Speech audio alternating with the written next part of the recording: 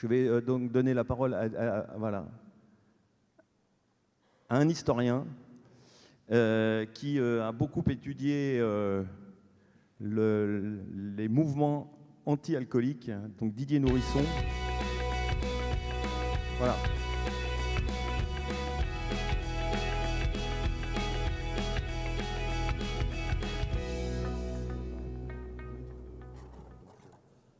C'est l'appareil qui va vous permettre, vous avez demandé à avoir des...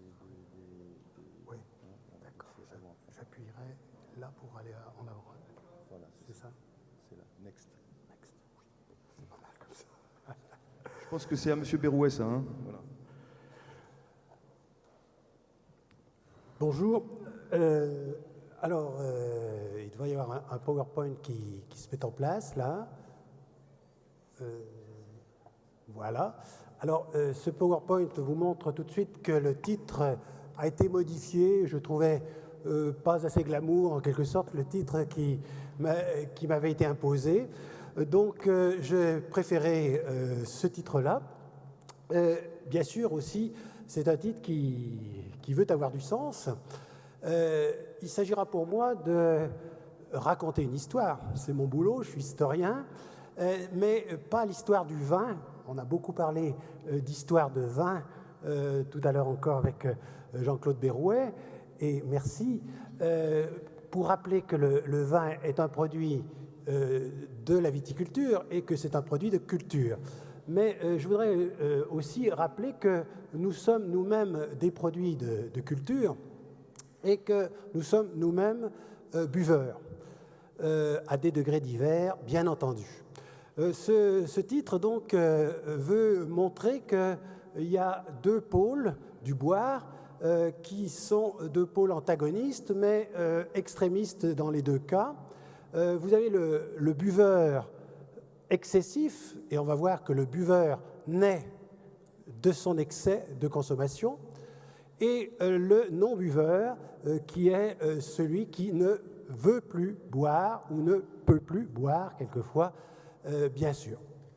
Alors, historiquement, ça donne en quelque sorte ceci, c'est-à-dire qu'il faut remonter au XVIe siècle pour appréhender cette double figure de buveur-non-buveur.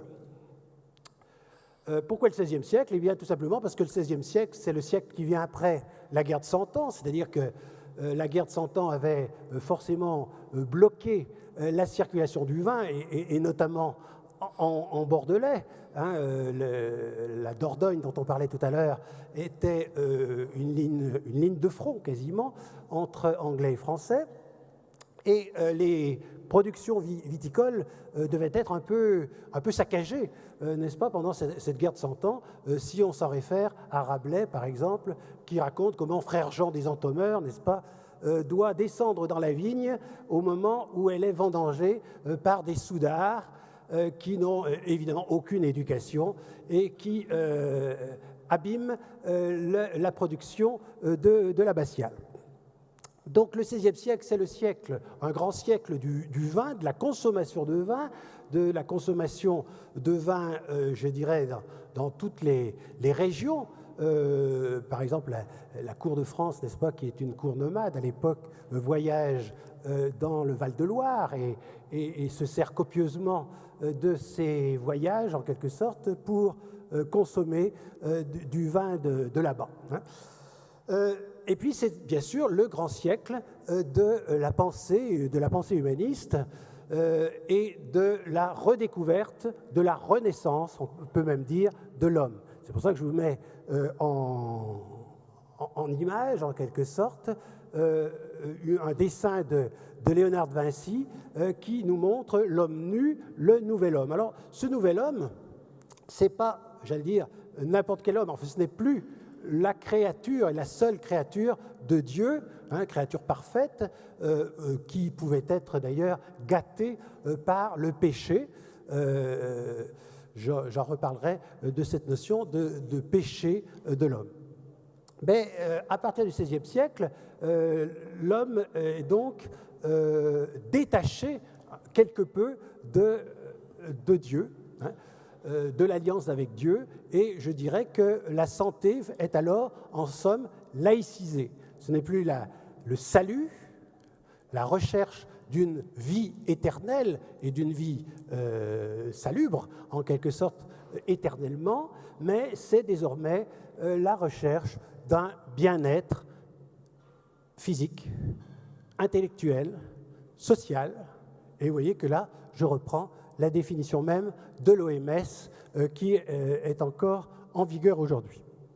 Donc, l'homme naît au XVIe siècle, j'insiste, cette découverte de l'homme se poursuit évidemment au-delà du XVIe siècle. Ici, je vous ai mis aussi la première vision de la circulation sanguine en 1690. L'anglais Harvey vient tout juste de découvrir cette circulation sanguine en pratiquant les autopsies, notamment, et en découvrant donc ce réseau de veines et d'artères qui conduisent le sang et qui conduiront aussi l'alcool, comme on le sait. Vous remarquez quand même que cette laïcisation n'est pas immédiate et totale, puisque chaque organe du corps de l'homme est encore sous un signe du zodiaque, c'est-à-dire donc dans un rapport un peu magique avec l'au-delà. Alors, l'humanisme, c'est donc la découverte de l'homme, la pensée sur l'homme, et Rabelais l'a très bien montré, lui qui a fait boire ces géants de manière gigantesque, justement. Tout à l'heure, Jacques Dupont nous disait qu'il avait été un élève moyen à l'école, donc je lui rappelle simplement qu'il a dû passer son baccalauréat quand même, et je ne sais pas quelle note il a eu en philo, mais il avait certainement dû plancher sur la formule « rire est le propre de l'homme ». Eh bien, on s'apercevra ici qu'en réalité, Rabelais considère que c'est boire qui est le propre de l'homme plutôt que rire. Le culte de Dieu, en quelque sorte, est substitué, est laïcisé, et on peut, Rabelais le souligne en quelque sorte, le transformer en culte de la bouteille, puisque au 5e livre, Panurge, le 5e livre, j'allais dire le livre sérieux de Rabelais, Gargantua, Pantagruel sont des grosses farces, quelque part. Là, on atteint à l'essence de la philosophie et à la recherche de la substantifique moelle du savoir-être et du savoir-vivre. Eh bien, savoir-être et savoir-vivre, c'est savoir boire et livrer donc une espèce de culte à cette bouteille. Je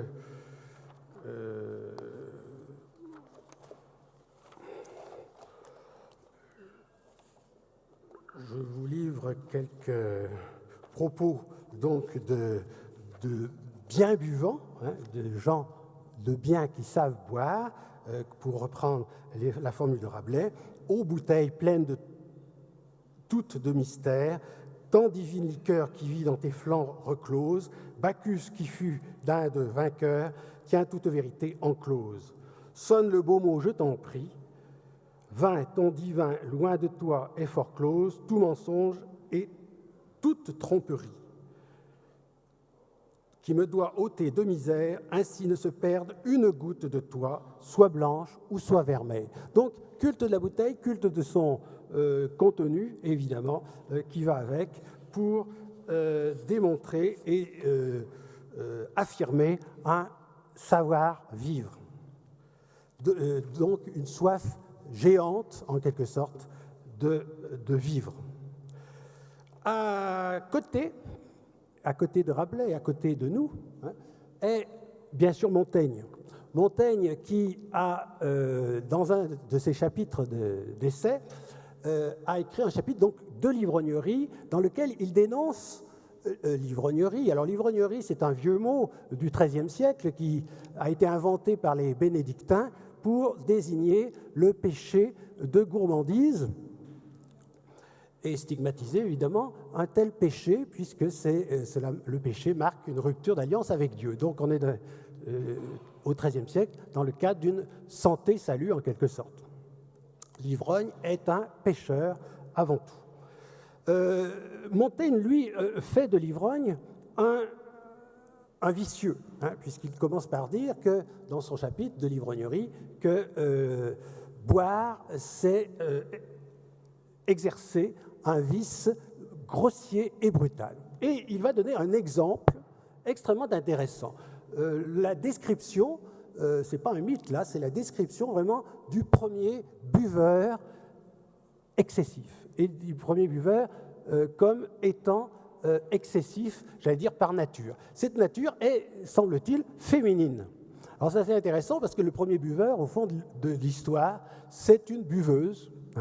Et alors c'est d'abord une buveuse parce que c'est rapporté par des femmes, ou une femme de bien, une femme, je dirais presque une sainte femme, parce que le XVIe siècle c'est aussi le siècle de Marie, une sainte femme tempérante, bien entendu, par essence, modèle donc féminin. Mais cette sainte femme va rapporter donc une histoire d'une femme qui perd en quelque sorte toute féminité, voire même toute, dont la nature féminine se dégrade du fait d'une consommation excessive. Et surtout, une femme qui va, du fait de son excès de boisson, va être hors jeu social, hors normes sociales, va être donc désocialisée et va en quelque sorte être exclue socialement jusqu'à ce que, non pas elle cesse de boire, mais qu'elle se marie.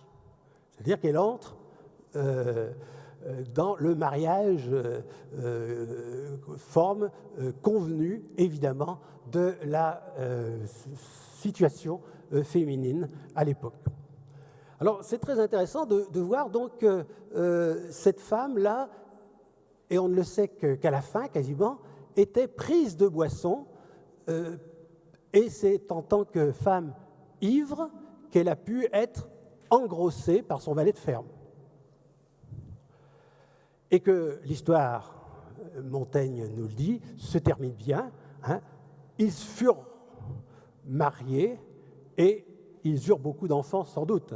S'il ne nous le dit pas, mais on peut le supposer. Et ils eurent surtout beaucoup d'enfants dans le cadre d'une société qui acceptait évidemment les enfants issus d'un couple légitimement fondé.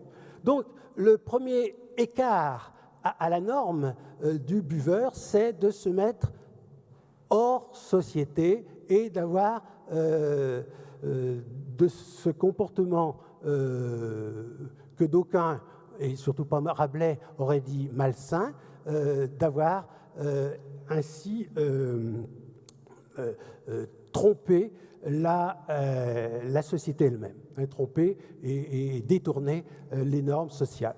Donc je crois que dès le XVIe siècle, voilà, on a cette double figure. Le buveur bon et frais, buveur de vin, puisqu'au XVIe siècle, on n'a que du vin à se mettre sous la langue. Il faudra attendre le XVIIe siècle pour que les Hollandais inventent en quelque sorte l'esprit de vin, c'est-à-dire distillent le vin pour en faire des spiritueux, avec le vin de cognac. Et il y avait déjà une internationalisation, évidemment, du vin à cette époque. Donc, première figure, la figure du bon buveur, et puis deuxième figure, la figure du mauvais buveur, qui va jusqu'à l'ivrognerie, et d'autant plus mauvais buveur quand c'est une femme, et on sait qu'aujourd'hui, le problème aigu, et non pas chronique, des femmes qui boivent trop, il est là. Il est là, c'est-à-dire dans cette culpabilisation permanente de la société sur les femmes qui boivent trop. Voyez tout ce que l'on dit autour du SAF, du syndrome d'alcoolisation fœtale, et de la culpabilisation que l'on fait vis-à-vis des femmes enceintes qui boivent sans autre forme de procès, mais c'est quand même suffisamment disqualifiant comme cela. On en reparlera si vous voulez. Alors, ces deux figures contradictoires, ces deux pôles, ces deux polarités même du boire, vont fonctionner durant tous les siècles jusqu'au nôtre, d'une manière assidue, en quelque sorte. Ici, on voit au début du 19e siècle, nous sommes dans les années 1840, un dessinateur célèbre qui s'appelait Cham. Cham, ce n'est pas un nom neutre, c'est le fils de Noé, Noé étant le père de la vigne et le père de l'ivresse, comme chacun sait. Alors Cham a représenté, dès 1840, alors qu'on ne sait évidemment pas grand-chose encore des effets du vin, eh bien, il a représenté un peu tous les troubles provoqués et tous les troubles psychiques, notamment provoqués par l'absorption excessive, mais où est l'usage, où est l'excès, personne n'a jamais vraiment su le dire. Là aussi, c'est un débat assez récurrent. Donc tous les troubles excessifs qui perturbent le fonctionnement de l'individu pris de boisson. Vous voyez l'importance de la formule. Et on voit par exemple que la dangerosité sociale du buveur excessif est très clairement dénoncée. L'homme qui bat sa femme, l'homme qui perturbe l'ordre social, pas encore républicain, mais ça ne saurait tarder. Alors, et en même temps, nous sommes également en 1840, cette gravure nous montre la permanence, en quelque sorte, de ce culte de la bouteille,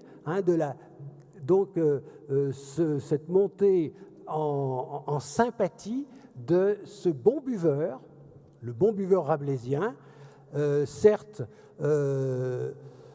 il fait rire, certes, il est licheur, tapageur, fricoteur, brise-ménage, tireur de carottes, etc. Mais c'est plutôt sympathique, hein, c'est l'ivrogne du bon côté, en quelque sorte, l'ivrogne sociable, qui est ici célébré et non pas véritablement stigmatisé. Alors certes, il y a des excès possibles, hein, on le voit, je ne sais pas si je peux... Voilà. On voit ici à la fois que le haut de la bouteille est synonyme de bonheur et le bas de la bouteille, c'est la désignation des excès. Le fond de la bouteille, en quelque sorte, est un fond, un puissant fond et une déchéance. Alors, au milieu du XIXe siècle, on avance rapidement, je ne sais pas si j'arrive à rattraper le retard, mais enfin, on avance. Au milieu du XIXe siècle, vient un homme du Nord, un Suédois, un professeur de médecine suédois, qui va apporter donc un renouveau considérable dans l'appréhension de la maladie alcoolique, qui est Magnus Huss, hein, puisque Magnus Huss est le premier à clarifier en quelque sorte la maladie alcoolique, hein, en faisant une intoxication du sang. L'alcool est un toxique du sang qui vient progressivement faire dégénérer tous les organes. Ici, vous avez une planche montrant les organes atteints par le sang, hein, et provoquant même une dégénérescence sociale et mentale des individus, puisque les centres nerveux et le cerveau sont touchés. Et là, vous avez le prototype figuré donc du fou alcoolique, comme on disait au XIXe siècle. Hein. Aujourd'hui, on emploie des termes beaucoup plus soft, hein, psychose alcoolique, etc. Mais c'est quand même la même réalité qui est toujours décrite. Alors, est-ce que Magnus Huss a changé le regard de la société sur les buveurs excessifs? Eh bien, non point, comme dirait Montaigne. On reste toujours dans une dénonciation, en fait, de l'ivrognerie, parce que l'alcool est considéré comme l'alcoolisme, est considéré comme un fléau social, c'est le terme de l'époque, on dirait aujourd'hui grande cause nationale, un fléau social qui touche les fondements même de la société, qui inquiète, voire angoisse, les élites dirigeantes. Alors, double figure donc, qui perdure, qui traverse les siècles, le 19e siècle. D'un côté, on a, et on aura durablement donc toute la joie du boire, toute la chanson à boire qui célèbre le bon buveur. Et puis, de l'autre côté, on va avoir les délinquants du boire, ceux qui boivent trop, ceux qui sont vus comme buvant trop. Alors, j'insiste là-dessus, voire celles d'ailleurs qui sont vues comme buvant trop.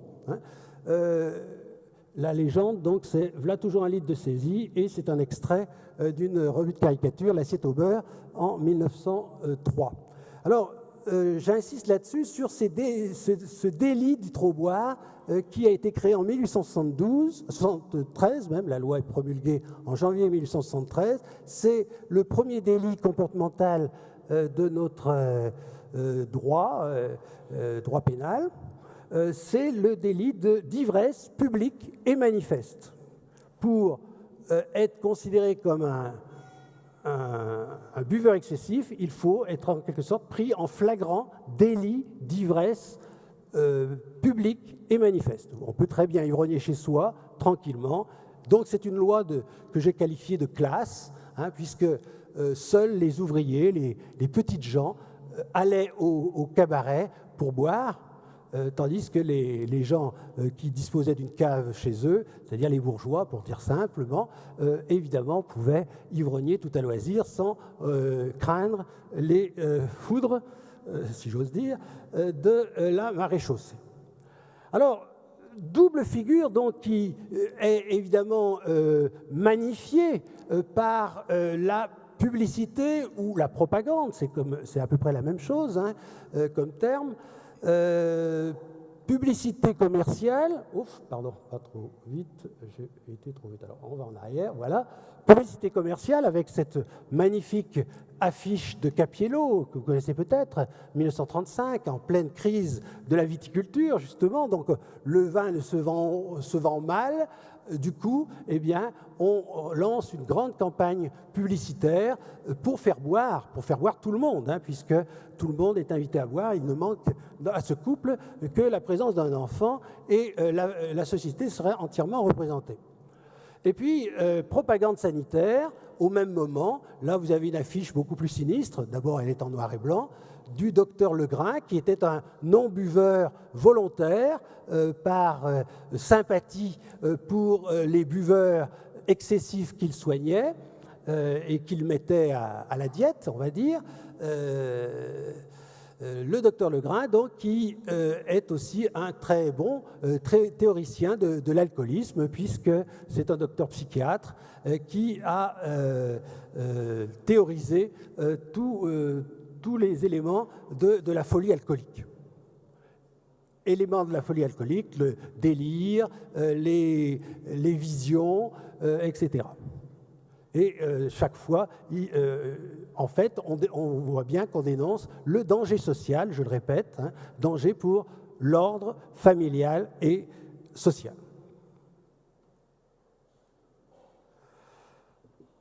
Et puis, après la Seconde Guerre mondiale, eh bien, j'allais dire, ça continue comme en 14, puisque d'un côté, on va avoir les célébrations amusées de l'archipel du Goulot, c'est la une du Canard enchaîné de 1975, l'archipel du Goulot, avec le bonhomme Nicolas, bonhomme extrêmement sympathique, livreur de vin émérite, puisque vous voyez le nombre de bouteilles qu'il arrive à tenir dans chaque main.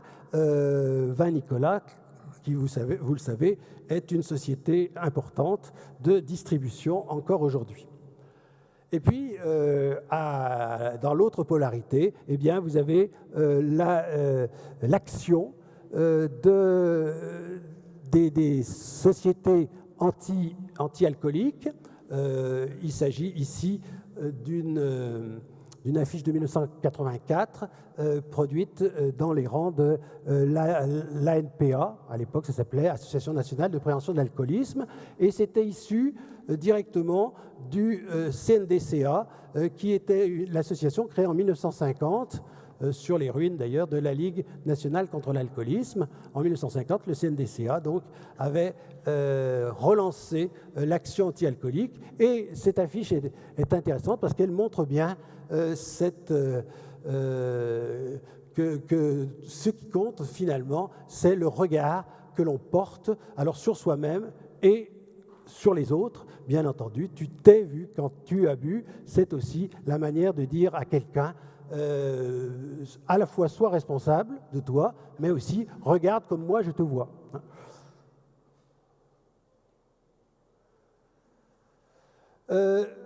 Alors, la militance anti-alcool va créer un nouveau type de non-buveur, en quelque sorte, le militant de l'anti-alcoolisme. Depuis 1872, on avait une société française de tempérance, donc devenue Ligue nationale contre l'alcoolisme en 1903, puis CNDCA, Comité national de défense contre l'alcoolisme en 1950, ANPA en 1900, je ne sais plus combien maintenant, à peu près 1970, et puis ANPAA maintenant, actuellement, puisqu'on a ajouté le terme addiction au mot alcoolisme. Alors, ce qui est intéressant, c'est que pour la première fois, dans les années 1950, ce film, ces photos sont tirées d'un film fixe de 1950, et bien pour la première fois, on voit l'arrivée, si j'ose dire, du vin comme responsable non seulement de l'alcoolisation, mais de l'alcoolisme. Ce film s'appelle L'alcoolisme, tout simplement, et il dénonce évidemment les excès sociaux ou les conséquences sociales des excès alcooliques et viniques ou œnoliques. Alors l'État s'en mêle. L'État s'en mêle en dernier, après les associations en quelque sorte. À partir des années 70, à partir du moment où la crainte est vive, comme je le disais tout à l'heure, l'État va donc, et aussi où la sécurité sociale commence à faire du déficit, c'est pas un hasard, et l'État va donc se mêler d'anti-alcoolisme, prenant des lois de plus en plus restrictives, notamment en matière de conduite sous l'emprise de l'alcool au volant. C'est en 1970 qu'on crée le taux d'alcoolémie. Alors, c'est là qu'on voit qu'il y a une législation de la conduite qui est élaborée, et une définition du boire et du trop boire. Bien, en dessous de 0,5 litres par 5 grammes d'alcool par litre de sang, eh bien, on ne met pas la société en danger, et au-dessus, on la met en prenant sa voiture. Bon, voilà donc que l'État s'en mêle. L'État finance aussi et crée des organismes institutionnels. En 1954, c'est la création du Haut Comité d'études et d'information sur l'alcoolisme sous le gouvernement de Pierre Mendès France. Ce grand buveur de lait que l'on connaît bien, c'est Robert Debré, on nous citait le nom de son fils, petit-fils même, tout à l'heure.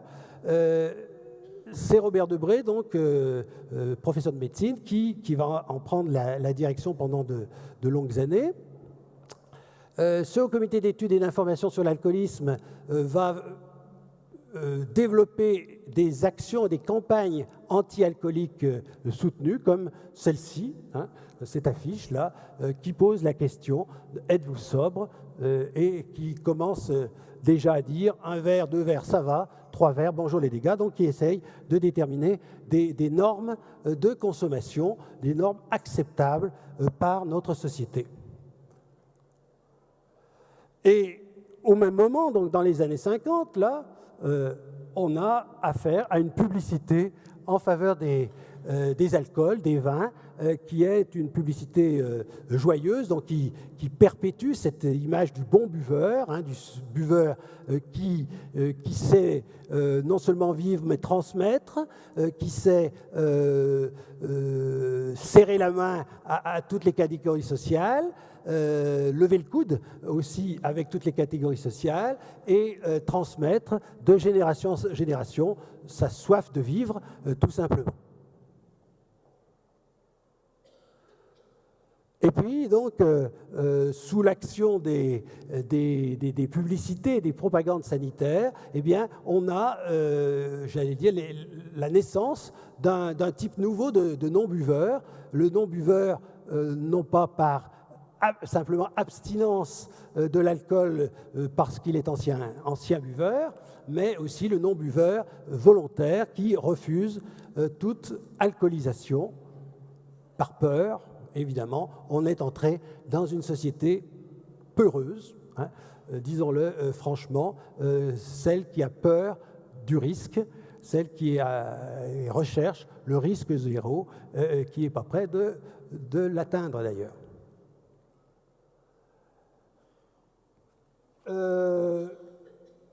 Ce qui est intéressant aussi à noter, c'est qu'à partir des années 70, à partir du moment où l'on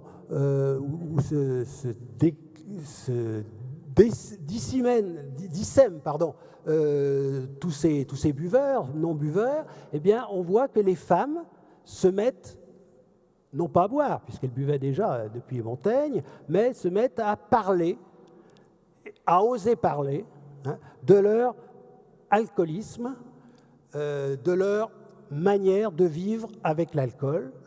Je me donne là quelques exemples depuis Françoise Sagan, Marguerite Duras, les écrivains exposés au risque de l'alcool et autres addictions d'ailleurs, et puis, surtout pour Françoise Sagan, et puis jusqu'aux femmes donc, alcooliques qui vont d'une certaine manière profiter de leur alcoolisme pour écrire, et parfois même se tailler une certaine notoriété dans le monde de l'écriture, de la littérature, comme Laure Charpentier par exemple. Et puis je vous donne quelques pistes de lecture pour aujourd'hui en quelque sorte, parce que j'ai un peu sélectionné les derniers ouvrages cités comme étant de bonne lecture. Alors, voilà donc ces buveurs du trop, ces buveurs qui sont des dérangeurs de société, des empêcheurs peut-être même de société à venir. Bois moins, pense à tes enfants. Je crois qu'il faut bien considérer cela. Et puis, dernière cible visée, évidemment, on en a un petit peu parlé ici, les jeunes qui seraient des buveurs excessifs du fait même de leur jeunesse. Alors, est-ce que c'est parce qu'ils ne sont pas informés? Est-ce que c'est parce qu'ils veulent défier la société? Mais très souvent, on écrit, on est soutenu par Le Point ici, ce sont les médias qui souvent font émerger cette figure du jeune qui boit trop, du jeune qui pratique, alors on dit le binge drinking, bon, j'aime pas trop ce terme, je préfère alcool défonce ou biture express, c'est plus franchouillard, mais au moins c'est plus clair. J'aurais beaucoup à dire sur le binge drinking anglo-saxon, qui n'est pas forcément le binge drinking français. Mais bon, je n'ai pas le temps. Donc ces jeunes...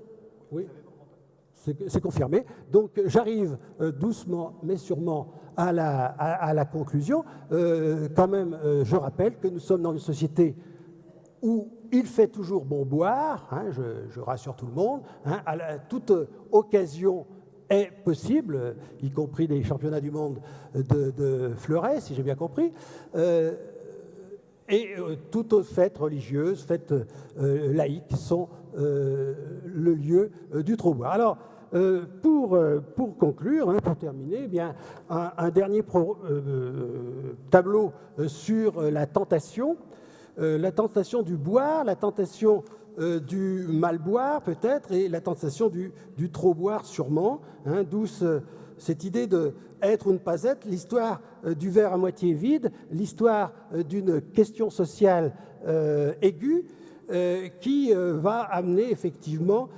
à une dissémination et une disqualification les buveurs, du moins si l'on y prend garde. Voilà, je vous remercie.